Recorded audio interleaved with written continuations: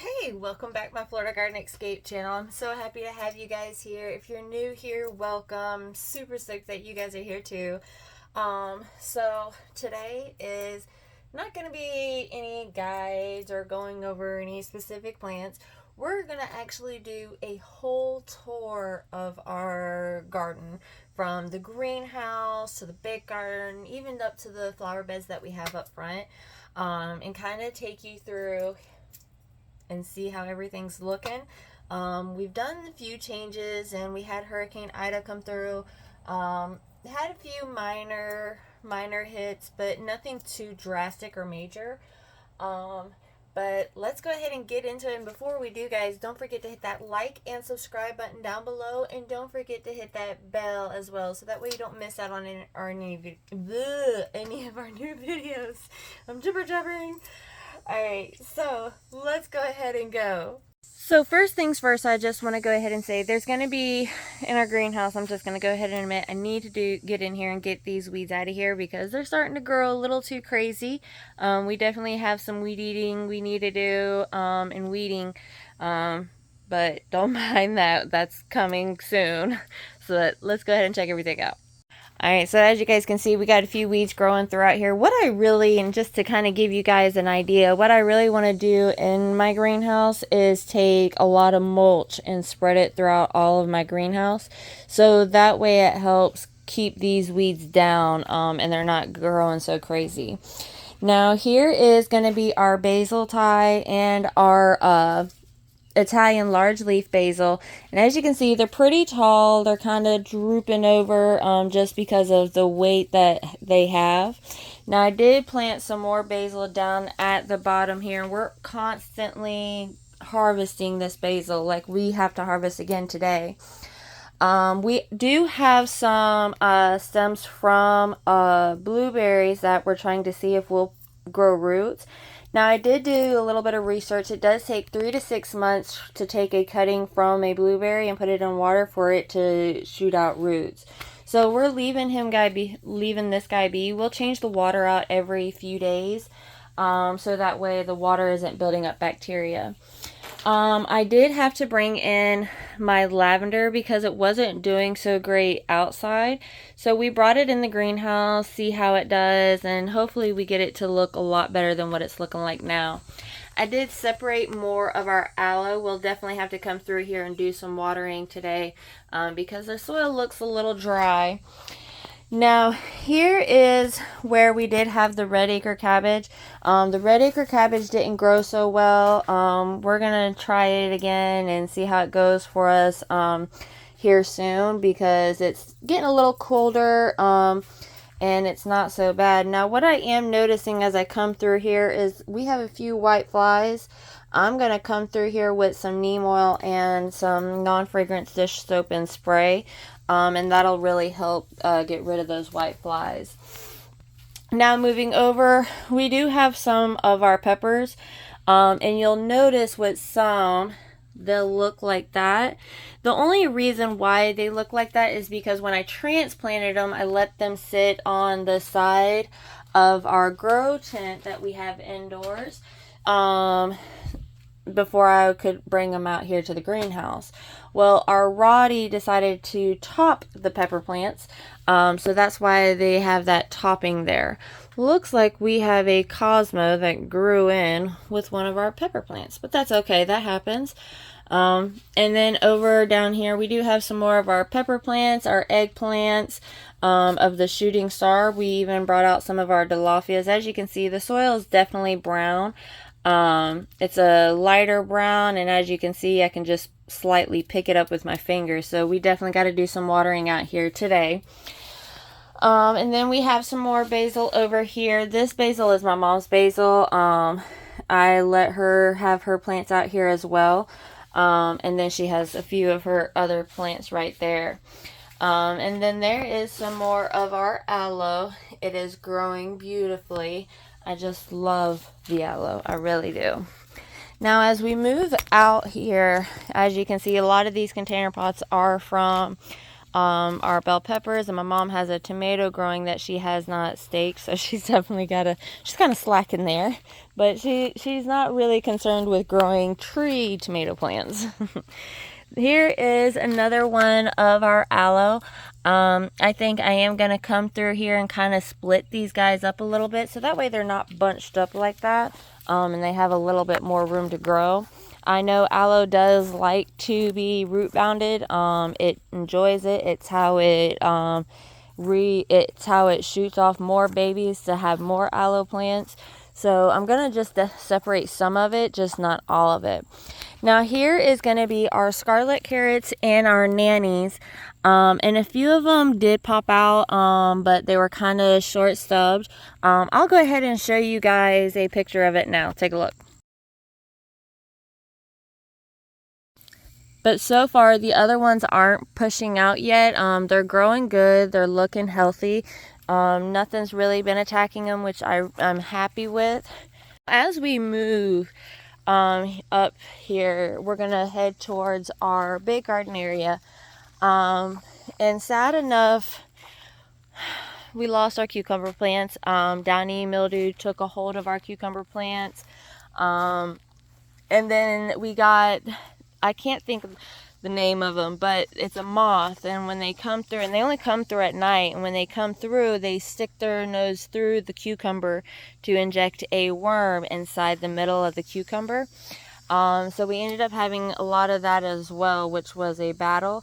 But thankfully we did get quite a bit of a harvest out of our cucumber plants, which was great. Now currently where we are is going to be where all my seedlings are, and we take these seedlings out to like our events, our community events. We'll go out to the flea market with them. So it's definitely, we definitely hold them all here, so that way they don't get roots into the ground. And this way they're able to stay off the ground, and it's a lot easier to care for them, and I don't have to bend down or squat down just to tend to them. But everything is growing beautifully here. We really don't see too many issues of pests or anything within the seedlings, which is good. Unless they're close to the ground, then we will. Now I'm going to go ahead and flip you guys around and show you now our big garden. We are currently battling an issue with armyworms and soldier worms. And they have been just demolishing on everything. And I think we might have a hornworm somewhere, but I just haven't found it. They say the best way to find them is by taking a black light and shining that black light throughout your plants, and then you'll be able to find them. But the worms have been really, really bad. They're munching down. Like, there's no hesitation there on them munching down on everything. I try and stay pretty active with our pesticides. We actually have to get more of our pesticides and then reapply it throughout the garden, so that way we can get them out of here, because they're just destroying it. Like, I'm gonna show you guys the devastation they do just to our eggplants. And I don't even, as I'm looking through here, I'm seeing a lot of different kind of bugs. I'm gonna flip you guys around and show you. So we have guys like this. You have them like this. Like, they're pretty bad, and I think that's what it's from, is those. I'm gonna have to look up and see what kind of bug that is and see how I need to deal with it, because as you can see,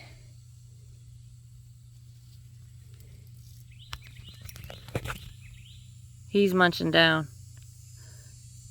Like, he is munching down.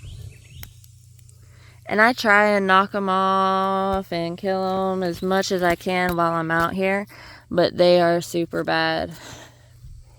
But as you can see, they're eating through the leaves. They're leaving nothing but the stem. They're just being really atrocious, and it's mainly on the eggplants that they're on. For some reason, they just love the eggplants.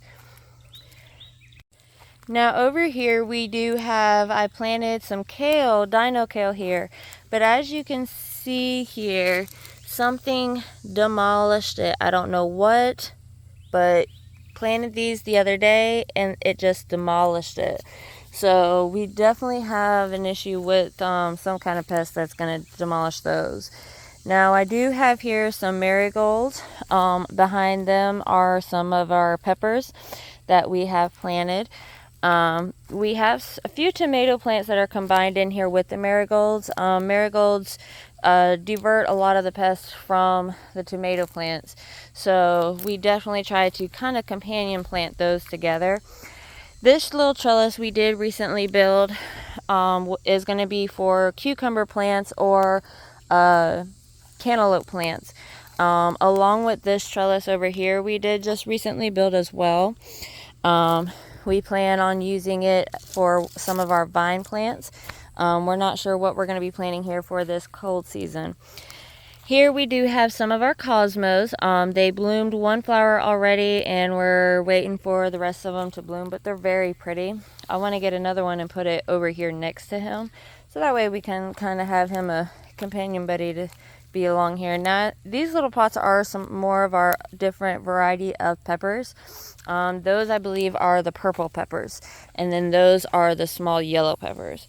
So we're super stoked to see how those come out. Here's going to be some of our black creme tomato plants.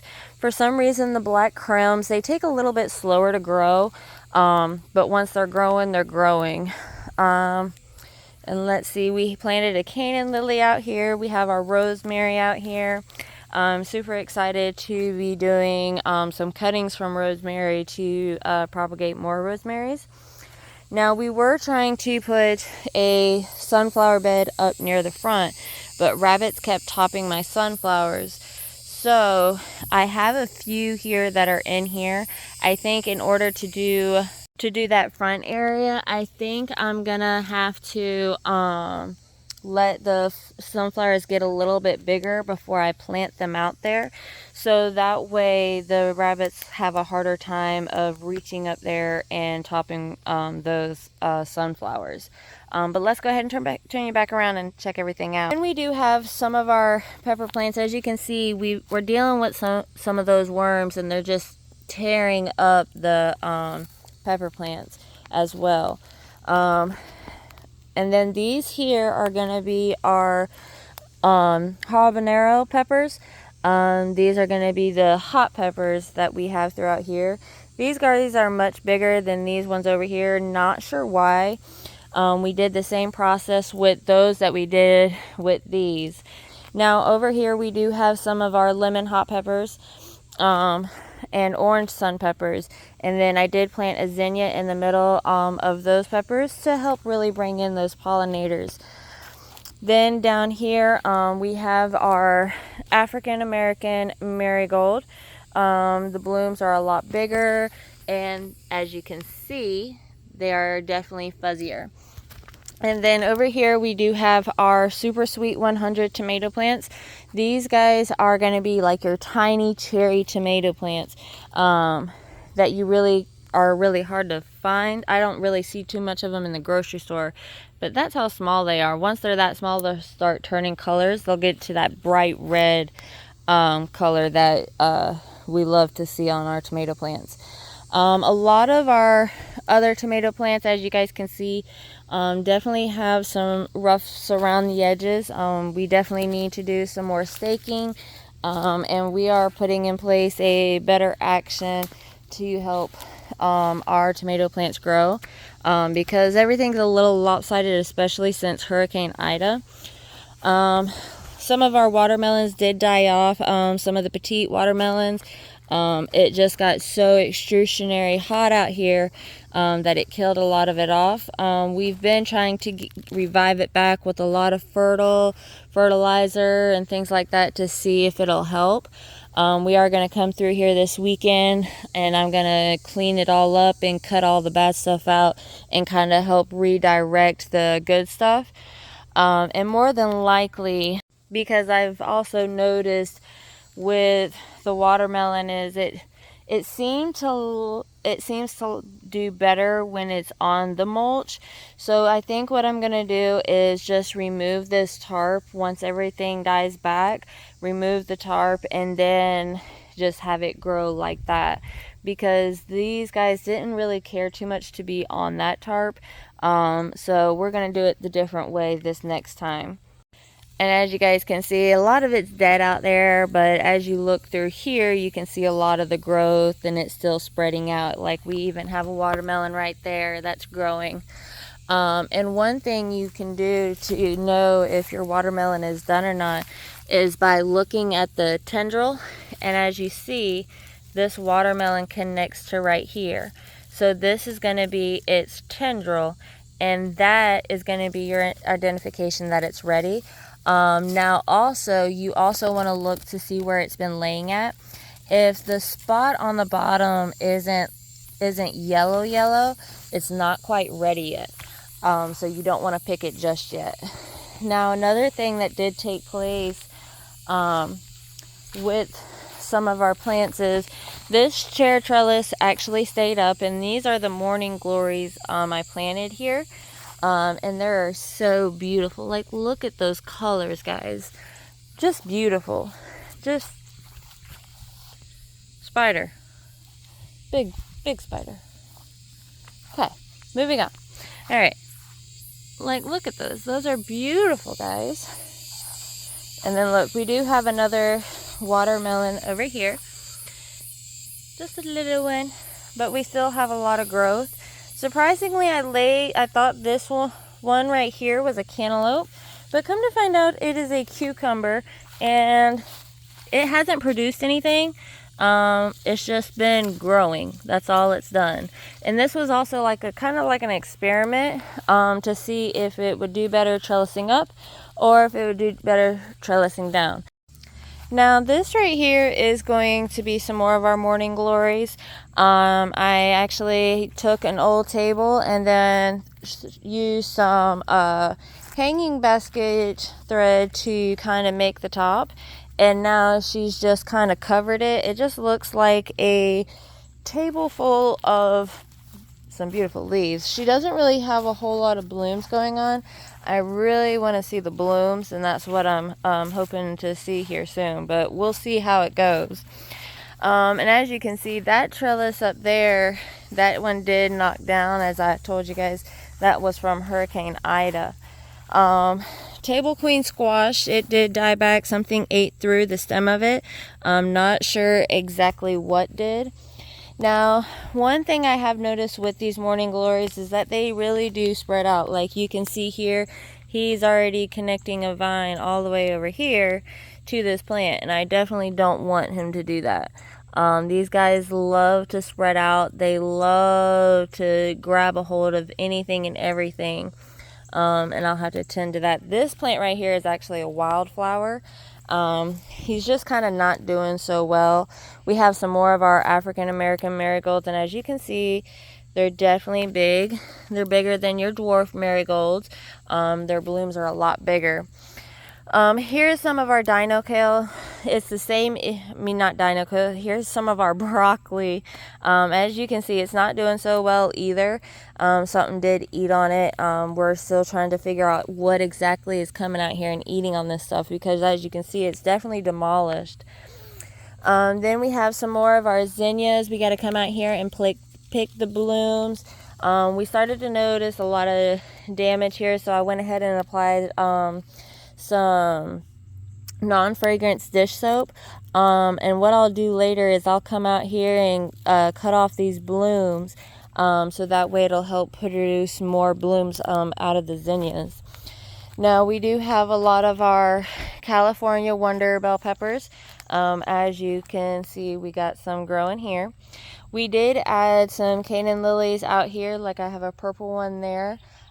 Which we kind of need to adjust this trellis because he's kind of really blocking that Canaan lily there. Now, morning glories will die back once it starts getting colder. They really don't like those cold temperatures, but we do have another Canaan lily here. That's one of the marigolds that's just trying to really spread out. The stems broke, but now the other stems are pushing out roots, so it's just kind of fallen and now spreading more wider out. Here's some more of our California wonders, and then again, we have some of our thyme over here. This one may need to be brought inside as well because it is being eaten on. And also, not only that, it's just not doing well out here.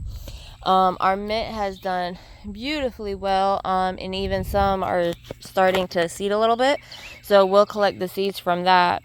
We do have here another zinnia. This one is a red zinnia instead of a purple zinnia. It's pushed out a lot of blooms. We're still hoping to get some more. We got to do some cleaning up of it, but for the most part it's doing good. Here we do have another zinnia that did get eaten on. As you guys can see, it's heavily damaged. We've been applying fertilizer for quite some time, the compost, doing the compost tea, but the worms here recently were just atrocious, and we've gotten a lot of them taken care of, and we got to get some more pesticides to help get them gone. I'm going to show you guys really quick what I'm having right here in front of me. Look at this. Look at that tomato. Look how big that is. As long as the worms stay away from it, we should be able to get it. That part. Now I did get a very big pot from one of our community members that weren't using it, and what I decided to do with it is pretty much make it a herb pot. So I'm gonna flip you guys around and we have a few things here. We got dill, cilantro, and mint, and this pot is pretty deep. Your herbs, they like a lot of room, but not a whole lot of room. So their roots go out super far unless it's like a rosemary or a mint, then it might. But for the most part, when you combine them like that, you'll be able to get more of your use of your herbs. And this way, with that pot, once it starts getting a little too cold, I'll be able to move it into our greenhouse and have it in there instead. Now we did get some more of our nectar out for our hummingbirds. We do get hummingbirds all the way up through September, so after this month I don't think we'll really be seeing too much of the hummingbirds again until like next year. I'm gonna go ahead and show you guys what that trellis looks like now that we don't have any more of the cucumbers. Take a look. Bare and empty, just like how we started. We are getting a little bit cooler down here in zone 8B. Morning times are a lot cooler than in the evening times, so the morning times is the best time to really get anything done. Our upside down hanging tomato plant didn't do so well. It died, and to be honest, it didn't really produce any tomatoes. When it did, they either rotted or a worm got to them. Now here is our muscadine grape. We did get a few muscadine grapes from it, but nothing too drastic this year. We're hoping to get a lot more from it next year, as it'll be over a year old. They say a lot of times the muscadines, they won't produce until after a year of age. Then over here we do have our blackberry. Our blackberry is doing very beautifully, as it's all the way up here now. But then our raspberry isn't doing so good, so it stayed small this season. It hasn't really done much growth, and when it did grow, it just died right back. So it's just not doing so good. No matter how much fertilizer I put on it, it just does not do anything. So hopefully we'll get something better from it over time, but only time will tell right now. Now down through here we do have a few of our marigolds. We do need to pull this one up as it has died back along with a few others. But for the most part, a lot of our marigolds are looking good, and we'll be able to get some more out next season, but we won't be pushing anything of marigolds out due to it getting colder. We do have our blueberries right here. They did produce some, but not too much. This one really didn't produce anything, I think just due because he's younger. Once he's a year old, then he might produce pretty good amount. This guy, we did get a lot of produce out of it. Everybody enjoyed it, and even got some new growth, so that was pretty exciting. I also want to go ahead and let you guys know in advance to kind of really stay tuned because next week, I'm really excited to announce this. Next week, we're going to actually go and do a deep dive talk about how to compost, what should you be using for your compost, and really give you guys a great guide for your composting, so that way it can help you out. But let's go ahead and check out these fruit trees.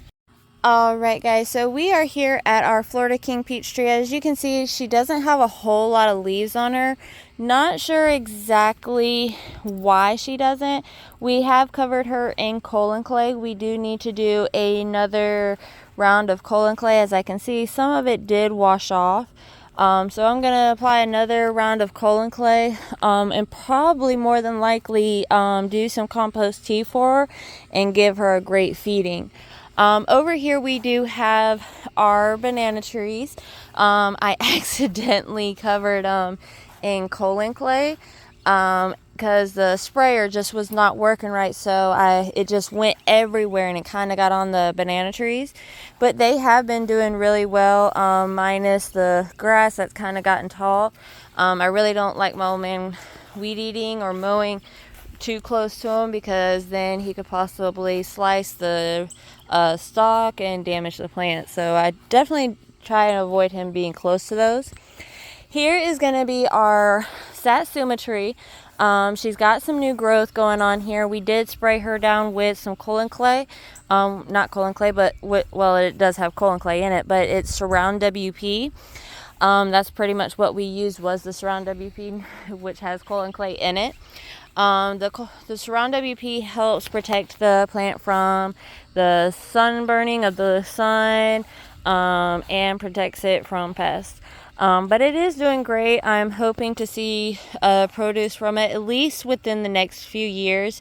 I know it does take a while for fruit trees to produce any kind of fruits and things like that. Now I'm gonna bring you guys around. We're gonna walk over here to the flower bed. So I'm gonna bring you guys over here to the flower bed. Don't mind it. We have to do another set of weed eating. I really want to figure out something we can apply. I mean, I do know of something. We just need to see how quickly we can get it done, because these weeds in this flower bed, they take over like no tomorrow. So I'm gonna go ahead and flip you guys around and show you what we got going on. So here you can see some of more of our marigolds did fall over. We got a lot of weed eating to do. I did have some 4 o'clocks in here, but they died off. They didn't really care for the straight sunlight that they were getting. They do like partial shade. We do have the azalea, which it does have one bloom on it. I'll go ahead and show you guys this bloom. Check it out. Those are going to be the azaleas. And those were planted here when we bought the house, so I didn't plant those in. But they're doing great. Like, they're blooming. They're looking amazing. We definitely have quite a bit of cleanup we need to do here. Our roses are looking good. We do need to do another set of fertilizer again here soon for them, because it is that time for their feeding. As you guys can see back there, we have some elephant ears. I am thinking of taking some of those smaller elephant ears and take them out to where we were trying to do the sunflower bed, and see if they'll do well with the mulch and that, and kind of go from there. We always get them no matter how much I pull them. As you guys can see, we have more right there. Here's some more of our flowers. We did have a whole bunch of marigolds growing through here, but they kind of died off, as you can see there. There's our Gerber daisy, and as you can see, it's a lot of empty spots. And then you got the elephant ears that are just kind of trying to take over there, so we're gonna have to get those moved out of there. Then we did move a lot of the elephant ears out, so we have big ones over here growing like no tomorrow. And in the morning time they do get a lot of sun, but then as the evening goes, they kind of get more shade. Now here we do have our Canaan lily. The Canaan lily is looking great. She's looking tall. She's blooming. She's even pushing out some seeds. And I haven't really harvested them. I've just been letting the seeds kind of fall down in there, so that way she can push more out for the following season. Because with Canaan lilies, once they die, they will come back. They are one of the greatest plants, and they don't need a whole lot of care. Which is awesome if you don't have a great big green thumb. Over here we do have some more of the marigolds. They're kind of doing their own thing. We do have here a Canaan lily, and we kind of really need to get it cleaned up here, so that way that Canaan lily can get some more sunlight and kind of move those marigolds out of there. As we move down, you do see our zinnia here. I did plant some more marigolds. We got to do some weed eating through here.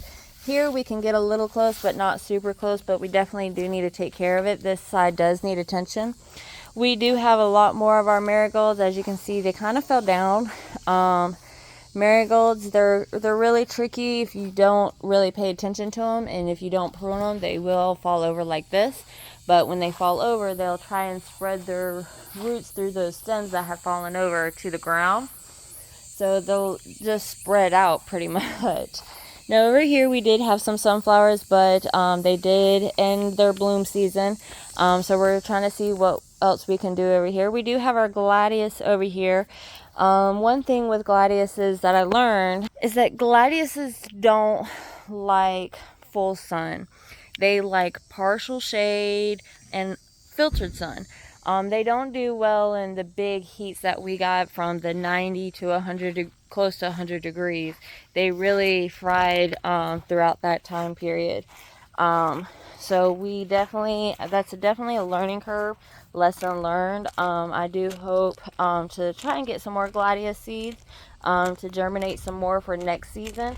I would do it now, but we're just getting too close to the end of this season, that it would be just a waste of time. Well, we viewed the flower bed, we viewed the fruit trees, we viewed the big garden, we viewed the greenhouse. I think the only thing we haven't viewed, which was our grow tent, but we'll save that for another time. I don't want to hold you guys up too much here. But like I said, guys, you keep an eye out. Next week we'll go full detail into composting and how you should go about doing your composting, and what things you can add, what things you shouldn't add, things like that. And then also what I'm also going to do, because we're getting ready for a lot of our fall crops, I'm going to be releasing later this week a video going over some of the new seeds we're going to be planting to get to germinate for our fall season. Because once we get really into October, we're going to want everything to be ready to go into the ground. We're going to start prepping the garden and things like that, because October, near the end of October, is when we start getting cold, especially around Halloween time. So we're definitely getting geared up and ready for that, and making sure we got everything lined up, from composting tea to everything. We also need to make sure we get sheets out, so that way we can cover the plants, so that way when it does get super cold, we can cover those plants up and they'll stay nice and warm. So we'll be doing that as well. But that is going to be it, guys. Until next time, deuces.